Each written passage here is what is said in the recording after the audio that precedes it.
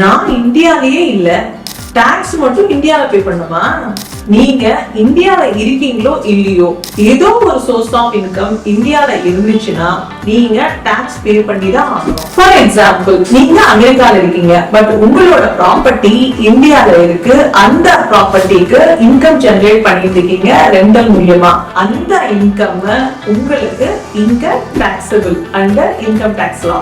இது மட்டும் இல்லைங்க, உங்களோட FD, RD, stocks, Indian mutual funds, நீங்க பண்ற பிசினஸ் இன் இந்தியா, அதுல நீங்க ஜெனரேட் பண்ற ப்ராஃபிட், அதுல நீங்க இருக்கிற சேலரி, இது எல்லாமே இந்தியன் இன்கம் டாக்ஸ் லா பிரகாரம் டாக்ஸபிள். ஒருவேளை நான் ஃபாரின் சிட்டிசன்ஷிப் வாங்கிட்டேன்னா இந்தியால டாக்ஸ் கட்ட வேண்டாம் அப்படின்னு நீங்க நினைச்சீங்கன்னா அதுதான் தப்பு.